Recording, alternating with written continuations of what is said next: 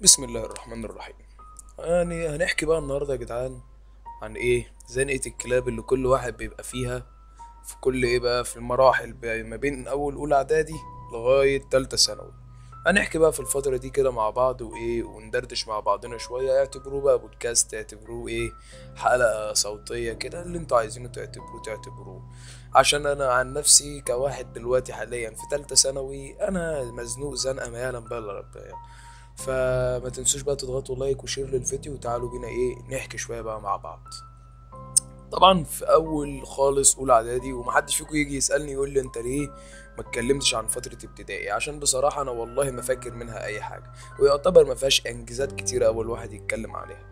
احنا هنتكلم على طول في اول ايه اعدادي وبعدها ثانوي. اولى اعدادي دي بالنسبة لي كانت فترة ان انت خارج بقى من مدرسة قديمة، قعدت فيها 6 سنين، عرفت فيها اصحابك، عرفت فيها كل حاجة، لإيه لفترة بقى جديدة في حياتك، فترة عيال بقى ايه بقى جديدة، فترة انت خلاص بمعنى صح انت يعتبر كبرت، فانت دلوقتي بتسمع الناس بتقول لك خلاص انت كبرت خلاص، يعني ما ينفعش اللي انت كنت بتعمله ده تعمله دلوقتي. داخل انا عن نفسي، انا اقول لك انا داخل المدرسة يوميها، انا مش فاكر اي حاجة في اليوم ده غير ان انا كنت واقف في نص الايه نص المدرسة، مش عارف اعمل ايه لوحدي بقى، مش عارف اروح اقف في طابور ايه، ولا الطابور اصلا بيتقسم ازاي، ولا احنا عندنا كان بيتقسم بالصفوف عادي المدرسة. بس طبعا ده واقف مع ده، اللي فاهم اللي دخل المدرسة اعدادي مثلا، دخل اعدادي وكان ايه مش لاقي اصحابه، فمرة واحدة لقى واحد صاحبه طلع معاه في المدرسة، فواقفين مع بعض. انا كل ده واقف طبعا انا مستغرب، انا طب انا هقف فين اعمل ايه واولياء الامور بقى والطلاب بيتخانقوا والدنيا عفرة وتراب. يا جدعان انا عايز اروح، انا ايه اللي دخلني اعدادي، ما كنت اكتفيت بابتدائي وخلاص. عدى اليوم، فضلت واقف في الطابور، والله العظيم وقفت في طابور ايه فصل ما بتاعي اساسا، وطلعنا فوق، انا كل واحد راح على فصله، وانا الوحيد اللي قعدت ادور على الفصل بتاعي لغايه اما لقيته. دخلت الفصل، تحس ان انت داخل مكان مش مكانك، مش فاهم، عارف انت كل الناس بتبص لك بصه كده، مش بصه عاديه، بصه ان انت قاعد في يا جدعان انا وانا عملت حاجه غلط يا جدعان ولا حاجه، طب انا ده فصل ده طيب. اه هو فصل. رحت لقيت كل الدكك مليانه الا دكه في النص. اول ما قعدت من هنا وقست اتفاجأ، بص بخناقه قامت من هنا، مش معايا، بس مرة واحدة لقيت دكة بتتقلب على دكة تانية واتنين ماسكين في بعض. وانا طبعا انا بالنسبة لي الحاجات دي، يا نهار ازرق انتوا بتعملوا كده ازاي؟ انا قاعد الاقي الدكك بتتنطور فوق بعضها، انا خرجت بره ليه؟ عشان الدكك عماله تتحدف على بعض بطريقه غبيه يعني، ده هيعوروا بعض يا جدعان، مش كده. واللي يجننك اكتر من كده في ايه بقى، ان يعني هقول لك ايه بس، المدير داخل بيضربني، يا عمي يابا يا استاذ، مش انا اللي المفروض اتضرب. لدرجه ان هو لما ضربني انا زعقت له يوميها وقلت له انت بتضربني انا ليه، اضرب العيال اللي جوه. دخل جوه لقى الفصل هيرج ومرج ومش عارف ايه وبتاع، تقبل فكره ان انا ايه كنت بزعق له وكده، علشان هو ضربني بصراحه ضربه غشيمه يعني. المدرس سوميا كان اسمه مستر رضا، ربنا يمسيك بالخير. ف اول يوم بقى انا خلاص انا عايز اروح، مش رايح تاني المدرسه. طبعا روحت البيت بقى يا باشا، غير طبعا ايه بقى كميه الخناقات على كميه المدرسين اللي ما بيشرحوش، على في كلام كتير قوي ايه حاصل، وانا مش عارف اليوم ده عدى معايا ازاي. انا بحاول افتكر لكم كده منه ايه حاجات بسيطه. فانا مروح خلاص، هو فاهم المدرسه كانت قريبه من البيت بتاعي يعني مش بعيده قوي. روحت البيت، طبعا انا بقى كنت دحيح فاهم، حتى لو ما كانش المدرس كان بيديني حاجه كنت انا ايه اسحب نفسي على طول واروح يا باشا انا اللي اروح البيت، حتى لو ما ادانيش اي حاجه بقعد اذاكر انا من نفسي. تمام تمام.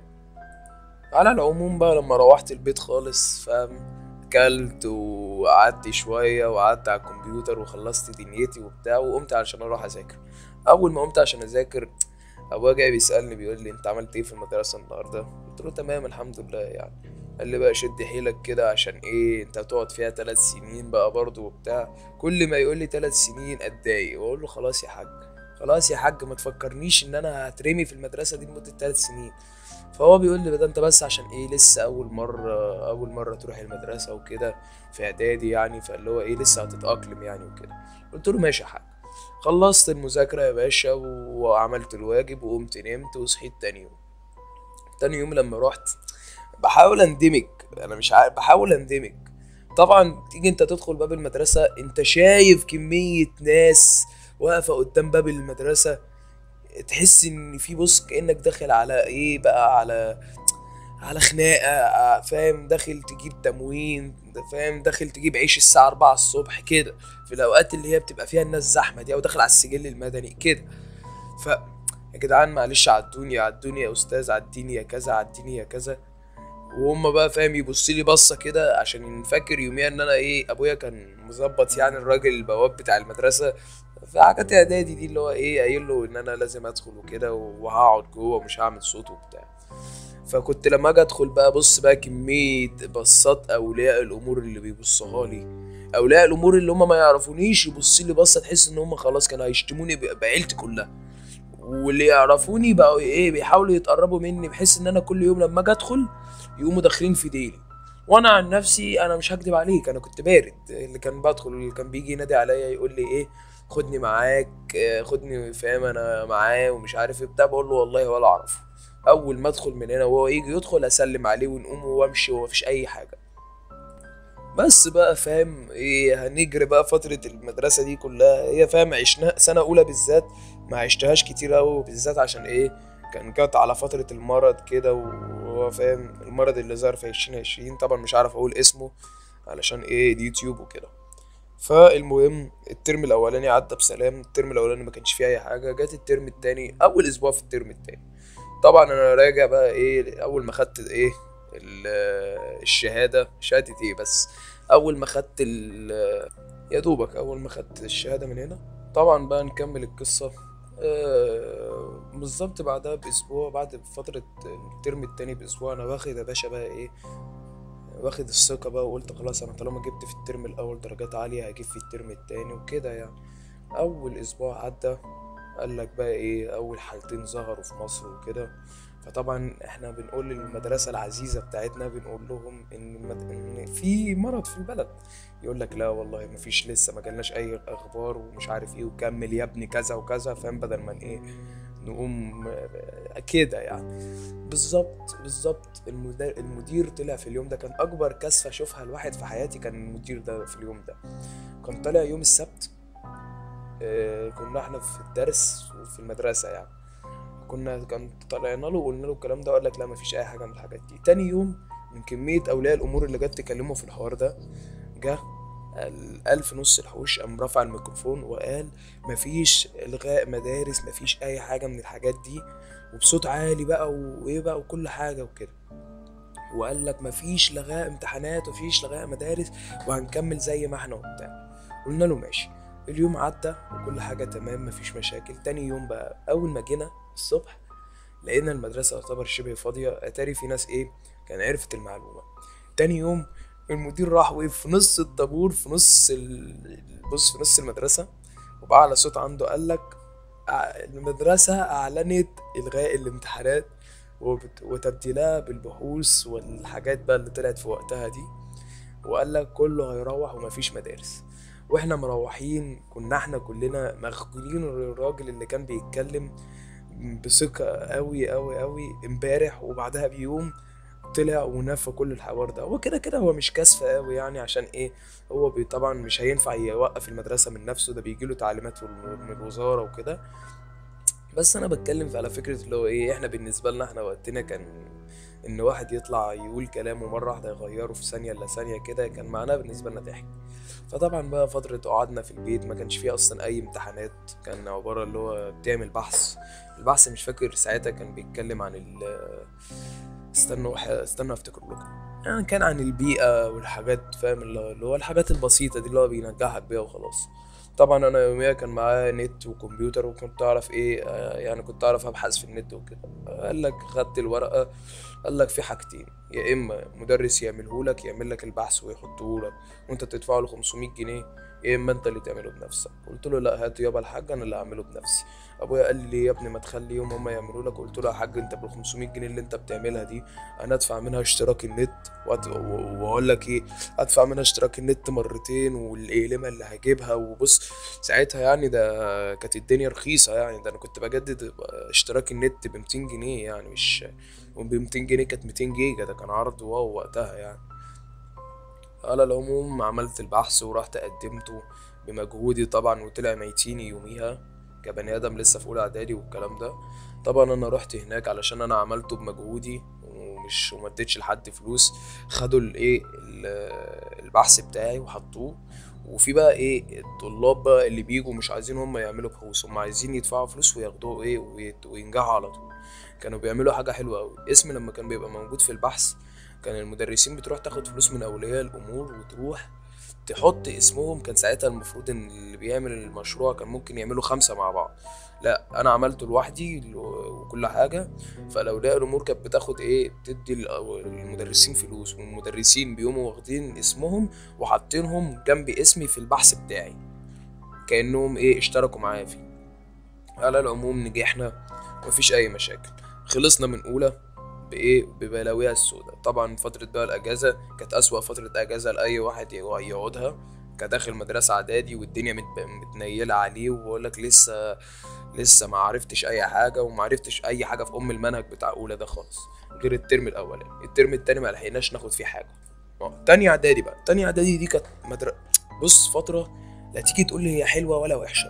اقول لك طبعا الاجازة اللي الواحد خدها قبلها كان قاعدها في البيت، وغير ان يوم لما العيد جه بعد رمضان والكلام ده ما كانش في حاجة، كانت كل الاماكن الترفيهية كانت مقفولة كلها بالاجمعية بسبب ايه المرض وكده. مفيش اي مشاكل. بعدها على طول جت فترة المدرسة، الواحد داخل بالكمامة على بقه بالتعقيمات بقى فاهمة. كان ايه، كان الاصدار الجديد من الايه من الفيروس نزل يعني، ما شاء الله بينزل باصدارات يعني وقتها. بس يا باشا تكمل في الموضوع. اتص- فاهم، كان الدروس كانت بوقت بقى وميعاد فاهم، ومش كانت الدنيا يعني كانت متلخبطة وقتها فكرة المرض وكده. طبعا الترم الاولاني كان شغال زي الفل ومفيش حاجة، كانت امتحانات نص السنة كانت شغالة اللي هو ايه شغالة يعني، امتحانات عادي باراجراف والحاجات دي كلها في الانجليزي والعربي والرياضة والكلام ده. جت الترم التاني المرض اشتد تاني في مصر بسبب الشتاء وكده، اشتد بقى. فقال لك احنا هنعمل امتحانات شهرية بسبب ايه المرض وكده، فمش مش هنجمع بالناس، فهنعمل امتحانات شهرية. والامتحانات الشهرية دي كل ايه، كل شهر بيجي فاهم، كل فصل بيجي يمتحن بالظبط ايه اسبوع كده ولا حاجة، بتبقى امتحانات شهرية وخلاص خلصت الموضوع. ماشي ماشي الحال. طبعا كان 4 شهور باين، احنا امتحنا 3 واخر شهر خلص لغوه. لغوه ازاي ما تسألش، طب لغوه ازاي واحنا المفروض نمتحنه؟ قال لك برضه ما تسألش، هينجحوك فيه يا عم وخلاص. وعلى حظ الحلو ان هو كان جاي في حاجة حلوة، وكان جاي في الانجليزي والرياضة وايه تاني يا ربي، والانجليزي والرياضة والعلوم. كان اكتر 3 مواد يعني ايه يعتبر فاهم الواحد كان مقلق منهم، بالذات ان سنة تانية دي كانت اكتر مادة، كان اكتر سنة قصدي صعبة بالنسبة لي يعني، بالنسبة لي مش لثانوي، بالنسبة لاعدادي يعني. جت بقى فترة تالتة اعدادي، والواحد بص بقى هقول لك ايه، شوف السنتين اللي عدوا عليه دلوقتي تحس ان هو عاش زي ما عاش عداهم.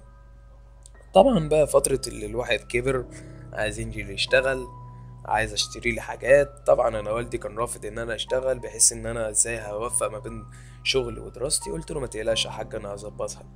ماشي الحال ماشي الحال. نكمل يا باشا. اول ما جت سنة تالتة كان الواحد بقى ايه، قال لك المدرسين وقتها في تانية واولى كانوا بيدوك اعمال سنة عن ان انت تاخد معاهم دروس. تالتة بقى ما فيهاش اعمال سنة اصلا، فكنت بتاخد ايه انت وحظك كده. فطبعا انا سبت كل المدرسين القدام ورحت خدت مدرسين مع عتاولة بقى في المدرسة بتاعتنا. طبعا يوميها ايه الواحد اتعرف على افضل شلة في حياته. شلة تالتة اعدادي كده كانت افضل ناس الواحد يعرفها والله في حياته. لغاية دلوقتي في ناس انا اعرفهم، ولغاية دلوقتي يعني هقول لك ايه، بس في ناس لغاية دلوقتي الواحد معاهم يعني وما سابهمش.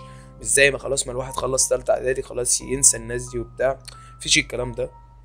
انا لغايه دلوقتي اصلا بتكلم وانا ان في واحد صاحبي بالذات بقى كمان اسمه عمار، ده هقول لك ايه، هقول لكم ايه بس يعني ده بحسه بالظبط زي اخويا. كتر القرابة اللي وصلنا بيها كان خلاص، كان بقى بيجي ياكل عندي في البيت، وابويا كان بيشوفه، وخلاص بقى انا فاهم، يعتبر بقى قريب اوي، لدرجة ان انا بقى جات عليا فترة ابويا كان بيوصينا اصلا احنا الاتنين على بعض. لو انت تخلي بالك من ده، وده خلي باله منك، ما انت ما تتخانقوش، ده لا ده انت ما اسمه ده يعني، ما تعملوش خناقات مع بعض، ما تتخانقوش في الشارع مع حد، وخليكم ماشيين من جنب الحيطة وكده. ماشي يا حاج، ماشي يا حاج. نرجع تاني لفترة تالتة اعدادي. طبعا تالتة اعدادي الترم الاول كان يعتبر شبه سهلة، كان المنهج كان سهل يعني. بس الترم التاني بقى هو اللي ابتدت فيه ايه الكلاكيع والضغوطات بقى. طبعا والدي دخل المستشفى، وفاهم بقى دخل لمدة ايه 3 شهور المستشفى وكده.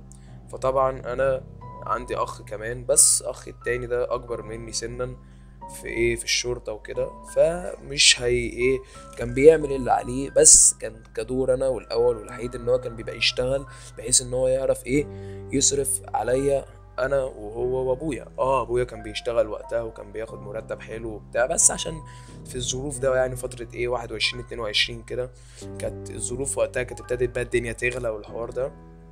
فكان هو كان بيقدر يعمل اللي عليه، كان بيخلص ساعات ورق لابويا مهم يعني، ورق محتاجينه في المستشفى، بس الورق ده مش هينفع انا اللي اخلصه، فكان هو اللي بيخلصه لي. انا بقى كان كل دوري ايه، ان انا اصحى كل يوم. كان والله الحوار ده كان المدرسه بتاعتي من الظهر، كنت بصحى الساعه 7 الصبح. اعمل ايه بقى، كان ساعتها كان مرمطه، بصحى الصبح، بروح الشركه بتاعت والدي، وبروح هناك بخلص شوية ورق، وبفضل قاعد هناك بقى بعمل أي حاجة لغاية أما تيجي الساعة 12 وأروح المدرسة. من الساعة 12 في الأيام العادية أيام المدرسة كانت أو اسمه ده المدرسين هناك كانوا عارفيني يعني، كانوا بيحبوني وكانوا بيحبوا والدي. فكنت بعمل إيه بقى، كنت أسحب نفسي. كان اللي ساعتها كانت الزيارة في المستشفى كان من الساعة 2 للساعة 3، وكان في القصر العيني اللي في الجيزة يعني. فطبعا كنت بسحب نفسي. بعدها كنت بقول لهم انا هروح عشان ازور وردي وكذا، وهم كانوا ايه بيقولوا لي ماشي. وكنت بجيب الحاجات اصلا اللي هو العصير والحاجات دي كنت بجيبها وبخليها عندهم لغايه لما ايه اجي امشي. وانا ماشي باخد الحاجات وبروح وبركب يا باشا وبروح على الجيزه. ساعتها كانت الجيزه بالنسبه لي ما كانتش بعيده، المدرسه بتاعتي اصلا في فيصل. كنت بخرج يعتبر على اول الشارع بتاع المدرسه ايه، بخرج على الشارع بعدي الناحيه التانية، بركب عربيه او بركب ساعات لما بيكون حظي حلو بلاقي اتوبيس، بركب ايه الاتوبيس ده وبنزل ايه قصاد القصر العيني هناك على طول. فبس بنزل القصر العيني وبروح هناك بزوره. كان هي بتبقى ساعة واحدة من الساعة 2 للساعة 3. بخلص يا باشا وبرجع تاني، إذا كان في وقت في المدرسة بروح، إذا كان ما كانش في وقت بقى وخلاص والوقت عدى وخلاص مش مشكلة، كانوا بيمشوا. وربنا يبارك لهم المدرسين يعني بتوع سنة تالتة دولت بالذات. كده كده أساسا ما كانش في الأغلبية ما كانش بيبقى في مدرسة، بس كانت بتبقى ماشية يعني، مش عارف فاهم، ممكن كنت تروح ساعات علشان ايه لو في اعمال سنه مثلا، مش اعمال السنه اللي هي عشان كده كده مفيش اعمال سنه التالتة، بس حاجه كده زي ما بيقول لك اللي هو ايه تثبت حضورك يعني، معناه ان انت بتيجي يعني وكده. ماشي الحال ماشي الحال. الترم التاني بقى زي ما بكلمك فاهم، كان عباره ان انا ايه مش عارف اوفق ما بين الدراسه وما بين الشغل، وما بين ان انا ايه اروح اشوف ابويا واطمن عليه وكده. بالذات كمان ان انا كنت قاعد في الشقه لوحدي، فانا اللي كنت بصرف بقى ايه على نفسي. والدي هو اللي كان بيديني الفلوس، وكان بي ايه وكنت انا بصرف منها، وكان يعتبر كل حاجه بتاعته هو كان بيديهاني وانا بعملها، وانا ليا دعوه بالشأن بيها. يعني هو اللي كان بيقول لي روح اسحب المرتب كذا وادي ده كذا لكذا، ولو واحد مثلا عليه فلوس يديها له، واحد ليه فلوس يبعتها له كده. فانا كنت بعمل بالامور دي كلها. فالحمد لله يعني ايه جت بقى فتره اللي هو ايه كل اخر سنه دراسيه، اي واحد فينا هيقولها لك واسمع مني ده، لو حد فيكم بيسمعني اقل مني سنا او اكبر مني سنا، انا بقول لهم خدوا مني، لو هم اصغر مني خدوا جملة من اخوكم الكبير، واللي اكبر مني ياخد جملة من اخوه الصغير. بصوا، اي حد هتيجي في ساعة المدرسة وتيجي آخر أسبوع أو آخر شهر وتقول لي أنا هعرف ألم المنهج، فأنت قسما بالله بتضحك على نفسك ضحك السنين. هتقول لي بضحك عليك ضحك السنين ليه؟ هقول لك انت بتقول لي ان انا هعرف الم المنهج كله في اسبوع، وانت حاسس بكده وقادر على كده، بس اسمع مني، الحظ هيلعب دوره معاك. هيلعب دوره ازاي معاك؟ هتلاقي نفسك وانت بتبتدي تذاكر اخر اسبوع، اسمع بقى اللي هيحصل يا عمنا. مشاكل هتحصل لك في الحياة يعني، حاجة تضيع منك، حاجة تحصل لك مش هتعرف تذاكر منها، يحصل لك مثلا مشكلة وحد في العيلة يتعب فتضطر ان انت تبقى معاه 24 ساعة. غير كده هتلاقي نفسك ايه، في بقى ايه مشاكل حصلت لك بحيث ان انت تعطلك ان انت تعرف تراجع او تعرف تذاكر. وطبعا انت بالنسبه لك قايل للعيله كلها ان انت مذاكر ودحيح وكل حاجه، بس انت من جواك انت مش مذاكر ولا عارف اي حاجه، والمفروض ان انت تقعد تلحق نفسك. فمش عارف، مش عايز تقول لهم او مش عايز تتهرب ان انت ايه، ان انت تقوم ان انت تروح تذاكر ليه، علشان انت مش مذاكر حاجه اصلا. بس بتتكسف تعمل كده وتلاقي نفسك بتتزنق يوم ورا التاني يوم ورا التاني لغايه لما تلاقي نفسك فاضل لك 3 ايام على الامتحانات. 3 ايام على الامتحانات بتلاقي نفسك انت بقى ايه، اسمع مني الوقت ده، تقول لي لابوك او لامك او لاي حد او اختك او اي حاجه، تيجي تقول لهم ايه بقى، صحيني مثلا الساعه 12 بالليل مثلا او الساعه 10 بالليل. تفضل يا باشا من الساعة 10 أو 12 تقعد تذاكر بقى لغاية لما ايه نفسك يديك يدينا طول العمر. بس هقول لك بقى على التريكات اللي هنا اللي كانت بتحصل. بتقوم بتبقى قايم من النوم نايم أكتر من 10 ساعات، بتصحى يا باشا، شوف بقى اللي بيحصل ايه دلوقتي. بتصحى أول ما بتمسك الكتاب وتبتدي إن أنت تذاكر، بتلاقي نفسك ابتديت عايز تنام تاني، مع انك لسه قايم يعني انت ممكن تكون نايم 10 ساعات مثلا، 10 ساعات، لا عايز تنام تاني وتعافر مع نفسك ومش عارف ايه وايه وايه. في الاخر خالص اليوم اللي صباح الامتحانات هتقوم وتذاكر وتحاول تضغط على نفسك بكل الطرق. في الاخر خالص هتلاقي نفسك حفظت شوية وشوية، هتقوم قايل لنفسك ايه، باللي انا حفظته ده ادخل الامتحان والباقي ربنا يسهل لنا فيه. طبعا تصحى تاني يوم تلاقي ايه بقى الدنيا معاك ايه، بتصحي نشيط بقى ورايح الامتحان وايه، ومفيش منك اتنين. اي حد يسألك تقول له مذاكر تقول له اه، لو حد تعرفه هتقول له اه، ولو حد فاهم كده وكده مالكش صلة بيه قوي هتقول له لا، عشان خايف ان هو ياخد من سعادة معاليك ايه، دروس بقى وملخصات والحاجات دي، فاهم اللي هو ايه، خايف يقول لك غششني. لكن انا عن نفسي في تالتة اعدادي لما رحت كانت ايه بقى، كان المدرسة بتاعت النهائي دي بالذات كان اكتر وقت تعبت فيه. ليه؟ عشان ساعتها بقى ايه، ساعتها ما كانش معايا موبايل، مش هكدب عليك ما كانش معايا موبايل ساعتها ايه، تاتش خالص. فكان المفروض اللي بيحصل ان ساعتها كان شاومينج اللي هو الشركة اللي هي بتتسرب الامتحانات دي، كانت في اكتر وقت فيها، كان ايه، كان اكتر وقت كانت بتسرب فيه الامتحانات وكان قوية يعني شديدة في وقتها. طبعا على حظ ساعات دي ما عليا ما كانش معايا موبايل، فكان كل اصحابي كانوا بيعملوا حاجه حلوه، كانوا بيعرفوا بقى المواقع اللي بينزل منها شاومينج والكلام ده، وانا ما اعرفش. كنت تلاقيهم هم داخلين معاهم بقى الامتحان اللي بجد ويخلصوا بدري ويطلعوا، وانا ابقى ايه معتمد انا ومذاكرتي ومجهودي.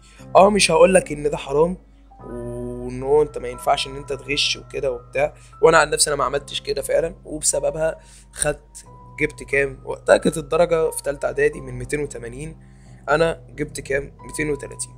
ساعتها في وقتها في التنسيق بتاعي ده كان حاجه عظيمه، حاجه عظيمه جدا. هتسالني تقول لي ليه، هقول لك عشان كان اكتر كليات وقتها، كليات ايه، اكتر حاجات في ثانوي وقتها كانت كبيره قوي، كبيره بمعنى اصح، كانت الدرجات بتاعتها بتبتدي من اول 200. لكن احسن المدارس اللي الواحد كان عايزها او يعتبر اغلبيتها كان ب 200 وايه، من 210 لغايه 200 ايه 35 وكده. وانا عن نفسي كان المدارس اللي انا كنت عايزها كلها كانت تحت الكلام ده كمان، يعني انا كان معايا بزياده. مفيش بقى غير مدارس اللي هي ايه فودافون والمدارس العاليه دي، اللي هي اللي انت مش، انا عن نفسي ما كنتش حابب ان انا ادخلها بصراحه. مش فكره الايه ان انا مش معايا اسمه ده، ان انا مش معايا التنسيق بتاعها وكده، بس فاهم، لا كان عاجباني المدرسه دي. لكن دخلت، قول لي دخلت ايه بقى، اي حد هيفتكر بالمجموع اللي انا جبته ده دخلت عام بقى، فاهم، انا دخلت عام مش هكدب عليك. بس تقول لي دخلت ايه في ثانوي عام، اقول لك العبد لله دخل مدرسه السعديه.